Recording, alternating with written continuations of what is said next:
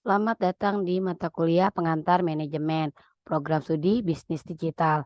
Pada kesempatan kali ini, saya akan menjelaskan apa yang akan kita pelajari pada pengantar manajemen.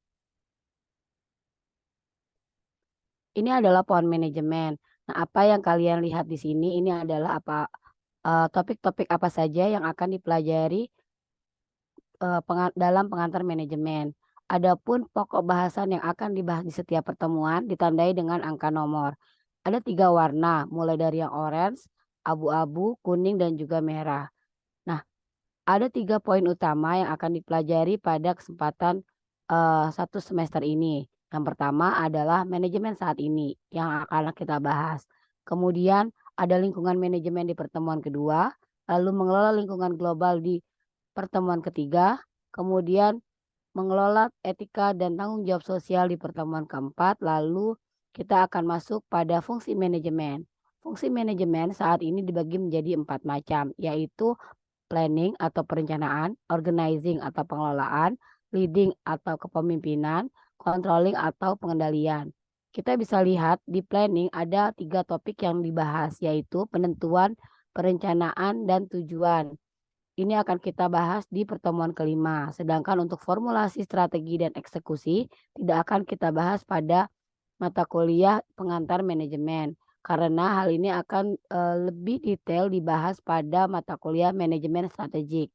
Kemudian ada mengelola pengambilan keputusan di pertemuan ke-6. Dan masuk di pertemuan ke-7 kita sudah masuk dalam fungsi organizing, yaitu pengelolaan. Bisa dilihat di sini bahwa fungsi organizing yang pertama adalah struktur dan desain organisasi yang akan kita bahas pada pertemuan ke-7. Untuk pertemuan ke-8 kita akan mengikuti ujian tengah semester, di mana ujian tengah semester ini akan membahas atau mengkaji atau mengevaluasi pemahaman kalian pada topik 1 sampai dengan topik ke-7. Nah, setelah UTS kita akan membahas tentang mengelola perubahan dan inovasi. Lalu kita masih dalam fungsi organizing, yaitu pengelolaan SDM dan perbedaan di pertemuan ke-10. Nah, masuk di pertemuan ke-11 kita sudah masuk pada fungsi leading, yaitu perilaku individu. Kemudian ada kepemimpinan di pertemuan ke-12. Lalu ada mengelola kerjasama tim di pertemuan ke-13. Lalu ada mengelola komunikasi organisasi dan komunikasi interpersonal di pertemuan ke-14. Setelah itu kita masuk ke fungsi yang terakhir, yaitu controlling atau pengendalian. Pada topik controlling atau pengendalian, kita hanya membahas pengelolaan kinerja dan juga kualitas. Nah, ini adalah apa-apa saja yang akan kita pelajari selama 1 semester ke depan. Untuk buku, nanti kita masih menggunakan buku edisi internasional ya dari Duff, kemudian dari beberapa Robinson dan kawan-kawan, dan juga dari Duff and Mokins. Untuk pertemuan kali ini kita akan membahas tentang manajemen saat ini. Nah, untuk manajemen saat ini ada 3 topik utama yang kita bahas. Pertama adalah definisi dan fungsi dasar, lalu fungsi dan keahlian manajemen, lalu ada tantangan manajemen. Nah, kita masuk dengan apa sih itu manajemen? Seperti yang dapat dilihat bahwa ada 2 definisi yang sedikit berbeda secara keseluruhan. Yang pertama yang dikemukakan oleh Duff dan Marchis ya, mengemukakan bahwa manajemen adalah pencapaian tujuan organisasi melalui cara efektif dan efisien melalui perencanaan, pengelolaan, pemimpin dan pengendalian sumber daya organisasi. Sedangkan Robbins, Coulter, and DeCenzo mengemukakan bahwa manajemen adalah proses menyelesaikan segala sesuatu secara efektif dan efisien dan dengan dan melalui orang lain. Nah, perbedaan dapat dilihat dengan jelas bahwa Duff dan Marxis mengemukakan bahwa yang namanya tujuan itu sebuah proses pencapaian tujuan organisasi dengan menjalankan atau melalui fungsi-fungsi manajemen ya, untuk bisa memaksimalkan ya pengelolaan sumber daya organisasi, baik itu berupa teknologi, orang, uang, atau finansial, kemudian dan juga informasi secara efektif dan efisien. Sedangkan Robinson, Coulter, dan DeCenzo lebih simple, yaitu manajemen lebih pada proses penyelesaian segala sesuatu melalui orang lain, tanpa menjelaskan apa yang dikelola, hanya menjelaskan subjek dari pelaku, ya, di mana proses ini haruslah efektif dan efisien. Namun pada dasarnya manajemen itu adalah sebuah ilmu dan seni. Mengapa dikatakan ilmu? Karena dia bisa dipelajari. Seni tergantung dari yang menjalankan. Karena setiap orang, setiap organisasi itu akan berbeda hasilnya. Walaupun teorinya sama, ya, pengimplementasiannya bisa berbeda dan hasilnya pun akan jauh berbeda. Jadi menurut saya atau berdasarkan hasil evaluasi atau berdasarkan hasil kajian, saya bisa mengambil kesimpulan bahwa yang namanya manajemen adalah sebuah ilmu dan seni, ya, untuk bisa mencapai tujuan organisasi dengan cara yang efektif dan efisien dengan mengelola, ya, baik itu melalui perencanaan, pengelolaan, pemimpin dan pengendalian sumber daya yang dimiliki organisasi. Lalu bagaimana kita bisa melihat fungsi dasar manajemen? Yang kalian lihat di sini adalah 5 tugas atau 5 pekerjaan manajer yang dikumpulkan oleh Alan Murray di tahun 2010. Pertama adalah penentuan tujuan, kemudian ada pengelolaan, lalu ada motivasi dan komunikasi, lalu ada measure atau mengukur, kemudian ada pengembangan orang. Apa yang dimaksud dengan penentuan tujuan? Manajer biasanya menentukan tujuan dari sebuah kelompok dan memutuskan cara apa yang paling tepat untuk mencapai mereka. Ya, ibaratnya adalah ketika kita mau kuliah, ya, atau kita mau mendirikan sebuah organisasi, apa tujuannya? Dan kita menentukan bagaimana cara kita bisa mencapai tujuan itu.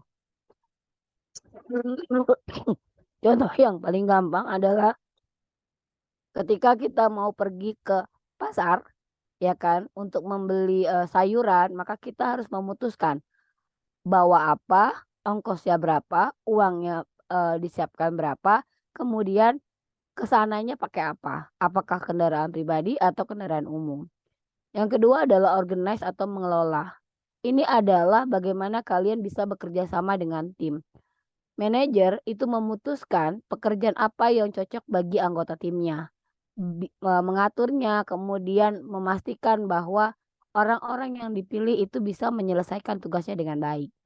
Nah, pekerjaan yang ketiga dari seorang manajer adalah motivate and communicate. Artinya seorang manajer atau seorang atasan atau seorang pimpinan harus bisa memberikan motivasi kepada bawahannya, rekan sekerjanya, atau bahkan mungkin orang di dekatnya untuk bisa memastikan bahwa pekerjaan yang diberikan itu terselesaikan dengan baik. Kemudian harus bisa berkomunikasi dengan baik. Itulah mengapa sebabnya orang-orang yang memilih jurusan manajemen atau bahkan jurusan bisnis harus mulai membiasakan diri menggunakan bahasa-bahasa yang sopan, tutur kata yang baik tanpa membawa-bawa kebun binatang. Ya, walaupun marah, walaupun kesal, itu harus dengan baik di-cover dengan bahasa yang tidak membuat orang sakit hati. Bisa dilihat di sini bahwa yang namanya memotivasi dan berkomunikasi ini akan menciptakan teamwork. Ya, artinya kalau komunikasinya baik, motivasinya baik, maka teamworknya juga akan baik. Nah, kemudian bagaimana mereka menyampaikan keputusan-keputusan yang dibuat oleh manajemen terhadap anggota timnya atau anggota organisasinya. Keempat adalah measure atau mengukur. Kenapa Anda harus mengukur? Kenapa tidak langsung mendevelop atau mengembangkan orang? Nah, measure di sini maksudnya adalah ketika si pimpinan atau si manajemen telah menetapkan tujuan, maka dia harus memastikan apakah pencapaian atas tujuan tadi sudah terpenuhi atau belum. Ya, sehingga dia harus bisa menentukan standarisasinya. Dia harus bisa menentukan apa hadiah atau apa reward bagi pencapaian tujuan tadi. Nah, ini yang perlu difikirkan dengan baik. Kenapa? Karena ini adalah salah satu bagian dari bagaimana mereka juga bisa memotivasi bawahannya, rekan sekerjanya atau satu timnya bisa bekerja lebih baik dan juga bisa melakukan aktivitas secara baik. Kemudian yang kelima adalah develop people. Seorang manajer harus punya kemampuan untuk bisa melihat mana orang yang memiliki potensi, mana orang yang tidak memiliki potensi. Bagaimana mereka harus menentukan atau bahkan memilah pekerjaan, kemudian memberikan apa ya, apresiasi atas apa yang dikerjakan. Mereka juga harus berusaha untuk bisa melakukan regenerasi, karena tidak selamanya seorang manajer berada di posisi yang sama secara terus-menerus. Nah, dari sini kita bisa lihat bahwa pada saat si manajer bekerja dengan aktivitas yang 5 tadi, maka ada sebuah proses di mana ini menjadi fungsi dasar manajemen.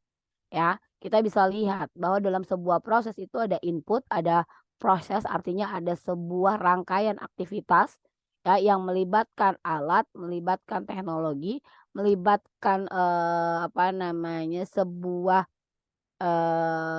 aturan main ya, kemudian menghasilkan sebuah output. Kita bisa lihat di sini resource dari sebuah organisasi tadi tidak hanya orang, tapi juga ada keuangan, ada bahan baku kalau dia memproduksi, misalnya, produk berwujud ya, kayak misalnya Aqua atau bahkan, produk MFCG ya atau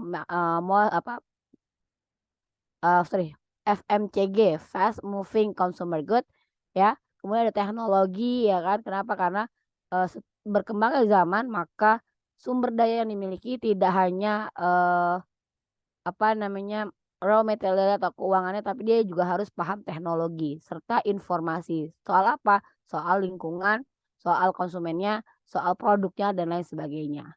Nah, dari sumber, yang ada, yang dimiliki, maka manajemen itu, tugasnya melakukan pengelolaan terhadap sumber daya tadi. Maka dia harus melakukan yang namanya perencanaan atau penentuan tujuan, ya dia merencanakan ini mau diapain, mau bagaimana, ya kan. Kemudian dia harus bisa mengelolanya, dalam artian pengelolaan ini harus bisa menunjukkan bahwa, orang yang dipilih itu sesuai dengan kemampuannya. Makanya ada the right man at the right place, ya kan. Kemudian setelah itu dia harus bisa memimpin. Ya, di manajemen itu memiliki fungsi sebagai pemimpin, not the boss. Ya, kalau bos nyuruh-nyuruh, tapi kalau yang namanya pemimpin, dia harus bisa memberikan pengaruh, memberikan motivasi agar orang yang bekerja sama dengan timnya merasa dihargai, merasa diayomi, dan juga akhirnya dengan sendirinya memiliki eh, apa ya, keinginan untuk bisa mencapai tujuan organisasi dengan baik. Nah, keempat adalah controlling atau pengendalian, di mana manajemen harus memiliki kontrol atau kendali untuk memastikan bahwa tujuannya sudah ditetapkan, pengelolaannya atau orangnya, tugasnya sudah ditentukan, sudah dimotivasi, kemudian dia harus memastikan bahwa setiap anggota dari timnya itu bisa mencapai tujuan yang sudah ditetapkan. Nah, bagaimana kita bisa melihat hasilnya dari aktivitas keempat ini? Yaitu yang disebut dengan kinerja. Kalau dulu kinerja itu urusannya hubungannya sama output produk, ya hanya quantity. Tapi saat ini adalah bagaimana pencapaian tujuan tersebut, apakah produknya sesuai, jasanya atau layanannya sesuai, ya, apakah efektif and efisien. Nah, fungsi ini diutarakan oleh Duff di bukunya di tahun 2022. Nah, kita bisa lihat lagi bahwa yang namanya manajemen di setiap level itu berbeda.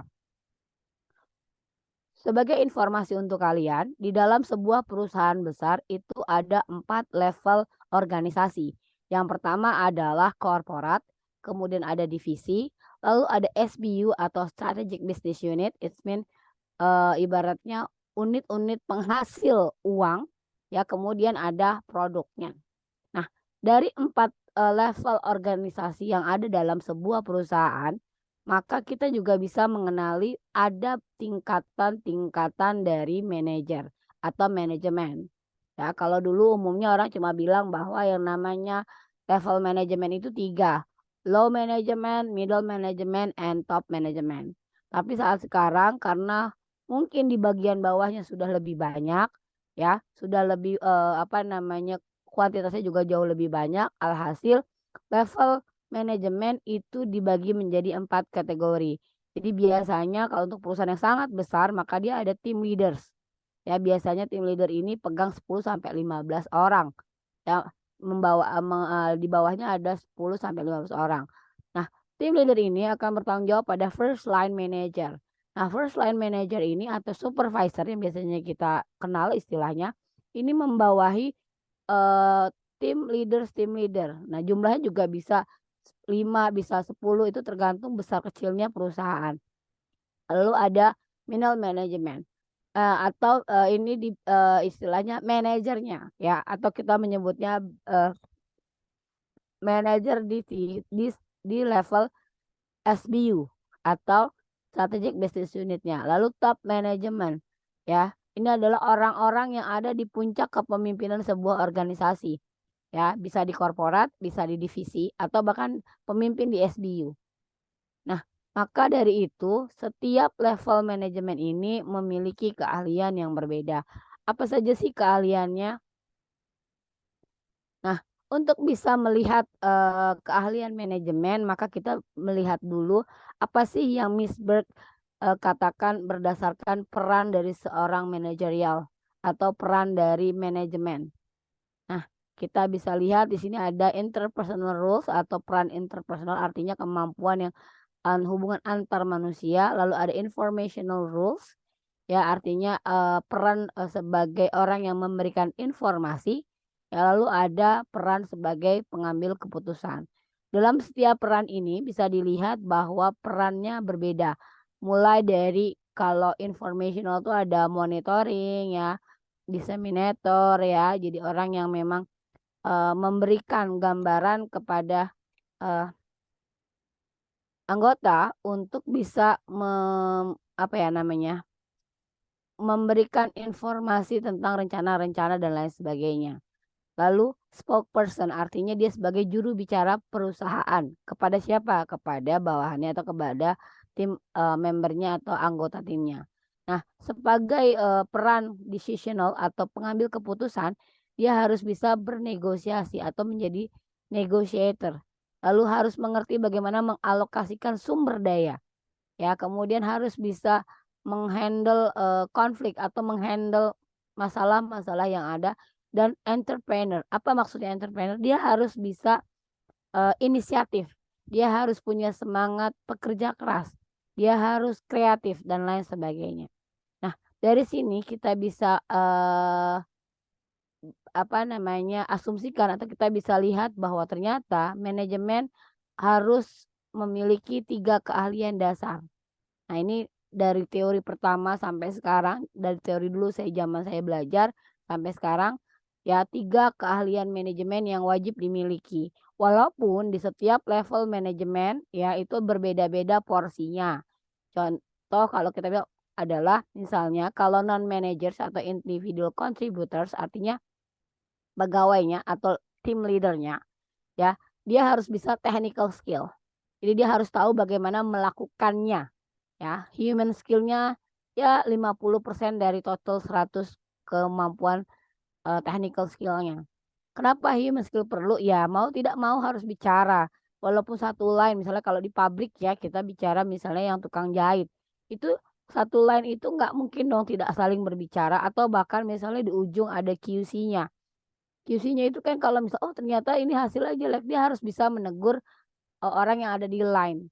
Tapi kan kalau kemampuan human skill-nya jelek atau kemampuan apa namanya, berkomunikasinya jelek, ya hubungan dengan, sesama manusianya jelek, maka ini, bisa membuat sebuah konflik di dalam sebuah organisasi. Tapi untuk conceptual skill mereka tidak perlu banyak ya, cukup seperempat atau sepertiga atau bahkan mungkin seperlima aja dari kemampuan technical skill-nya. Yang penting dia mengerti apa yang dia lakukan. Nah, kalau di middle managers ya biasanya human skill-nya 100%. Ya, technical skill-nya cukup 50%, conceptual skill-nya ya 75 atau 80%. Nah, kalau top manajemen, technical skill-nya lebih sedikit lagi, mungkin sepertiganya cukup. Human skill-nya juga cuman mungkin setengah aja oke. Tapi conceptual skill-nya dia harus 100% atau 100% harus mampu dan mengetahui.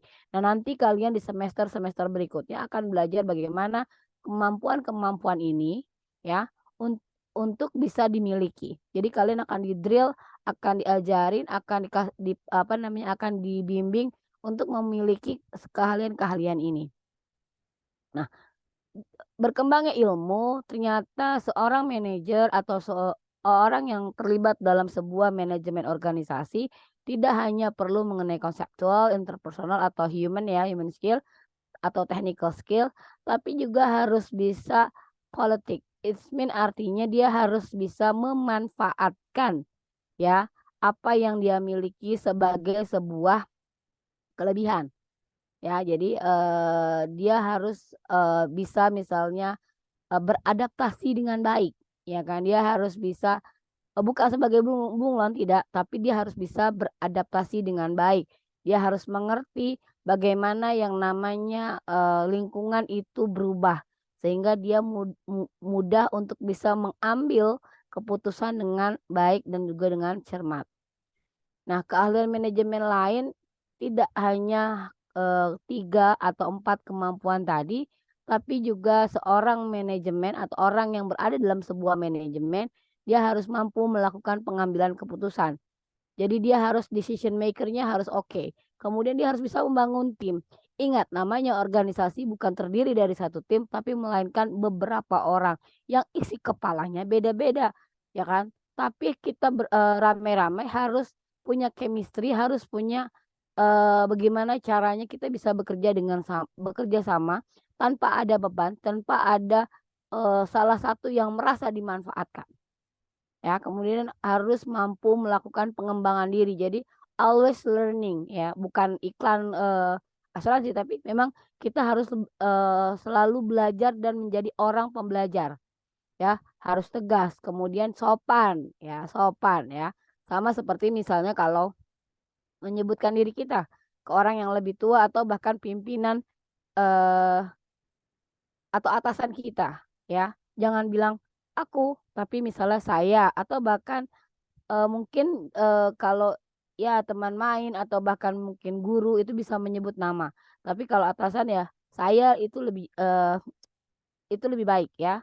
Jadi lebih sopan. Lalu harus punya tanggung jawab pribadi ya. Terkadang sama saya belajar misalnya datang terlambat ya, never make excuse. Jangan pernah membuat alasan. Kenapa?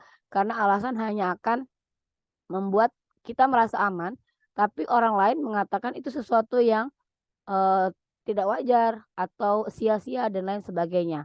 Lalu kemampuan untuk beradaptasi. Kita menghadapi era VUCA di mana volatile artinya, kondisi ekonomi, politik dan lain sebagainya itu yang kayak ombak di lautan sana ya. Kemudian tidak pasti, sekarang mungkin, bagus besok tidak atau bahkan sekarang hujan besok panas ya, yang akan mempengaruhi bisnis kita. Sehingga kita harus bisa beradaptasi kira-kira apa yang akan kita lakukan jika A dan jika B. Kemudian berpikir kreatif ya. Untuk bisa menjalankan bisnis atau menjalankan sebuah organisasi, kepalanya harus encer. Ya harus terus menemukan ide-ide baru supaya apa? Konsumennya, membernya itu tidak kabur gitu ya. Makanya apa? Biasanya kalau misalnya kita sudah, memutuskan untuk bergabung dalam sebuah manajemen, maka kita harus tahu bagaimana caranya agar otak kita bisa menghasilkan ide-ide brilian. Kemudian mau mendengarkan. Nah, ini yang susah. Orang Indonesia tipikal maunya ngomong, tapi ngedengerin nggak mau. Maka kita harus belajar mendengarkan. Contoh yang paling gampang kalau kalian ingin belajar untuk mendengarkan adalah coba dengarkan apa yang dikeluh kesahkan orang tua kalian. Ya, pulang kerja orang tuanya ngeyel, ya udah dengerin aja gitu. Walaupun kita nggak ngerti, setelah itu ya sudah ayah, ibu atau ma, pa istirahat dulu. Yang penting bapak sama mama pulang selamat. Itu adalah contoh bagaimana kalian melatih, kemampuan untuk mendengarkan atau temen lagi curhat dengerin aja dan menjadi orang yang tadi bisa menahan, eee, rahasia. Ya, kenapa? Karena kalau kalian sudah bergabung dalam sebuah organisasi, maka informasi apa-apa yang ada di dalam organisasi itu menjadi sesuatu yang confidence atau sangat penting dirahasiakan. Nah, ini adalah perubahan bagaimana pandangan manajemen. Ya, kita bisa lihat mulai dari 3000 sebelum Masehi ya, atau before century ya. Lalu sampai 1776. Nah, kita bisa lihat pendekatan-pendekatan yang digunakan pada saat itu. Ya, mulai dari pendekatan klasikal, lalu apa namanya? Perilaku, kemudian ada dinilai secara kuantitatif, dan lalu sekarang adalah contemporary approach.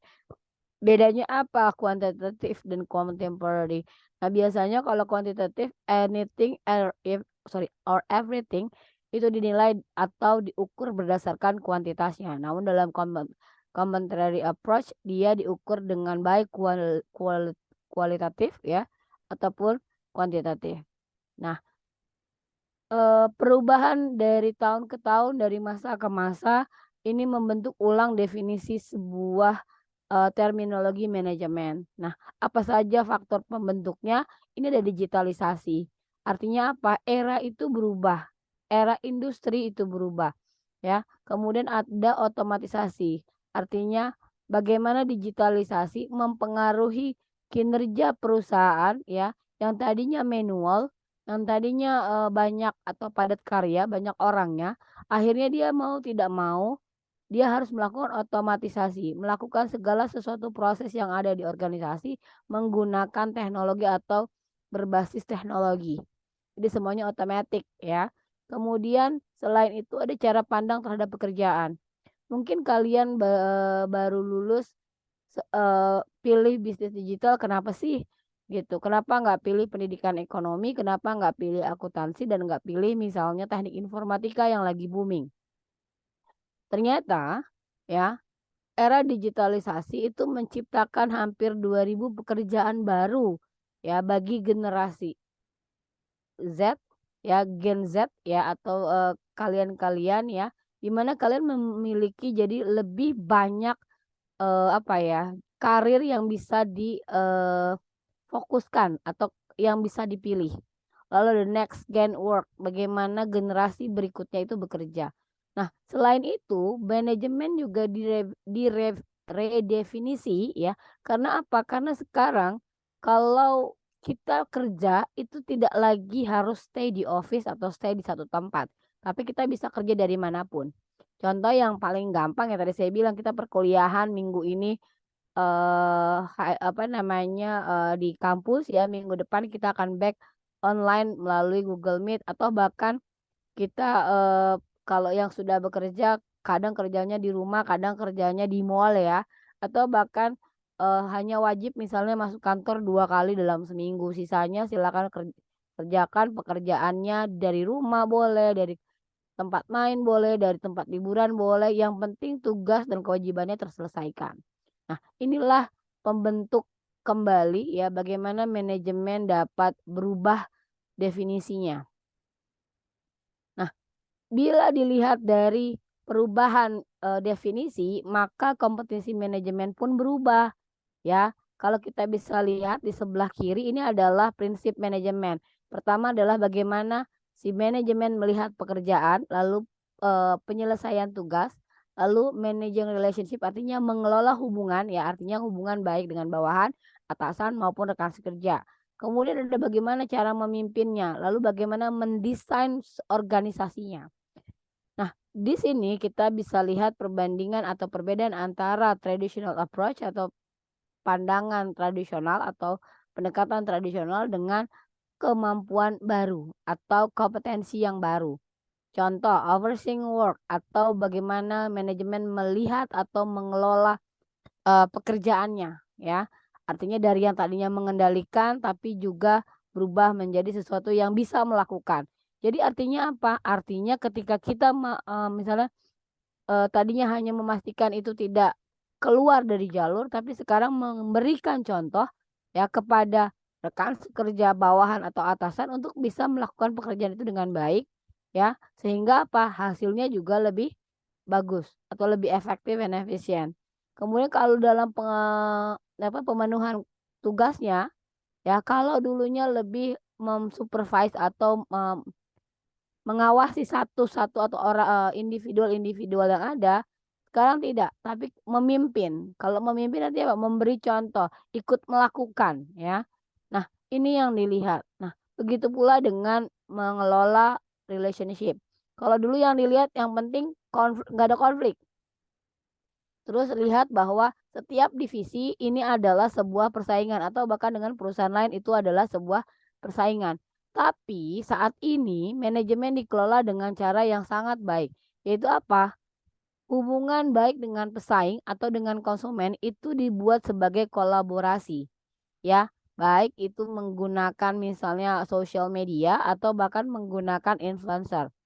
Nah, kemudian ada leading, bagaimana gaya kepemimpinannya. Kalau dulu lebih otoriter ya atau demokratis, boleh pilih lah kan. Kemudian lebih ke bossy atau kayak bos tunjuk-tunjuk ya. Tapi saat ini tidak bisa lagi seperti itu. Lebih mengarah pada pemberdayaan ya. Kadang-kadang bisa menurunkan level bossy, tapi berubah menjadi level yang namanya leading atau pemimpin. Jadi bukan bos, tapi pemimpin. Nah, dalam mendesain, pekerjaan atau bahkan proses atau bahkan struktur organisasi, maka kalau dulu lebih cenderung yang penting stabil, kalau sekarang lebih bisa mobilize ya, atau lebih pada memfasilitasi perubahan. Dan itulah untuk materi kita kali ini. Kita akan lanjut pada pertemuan kedua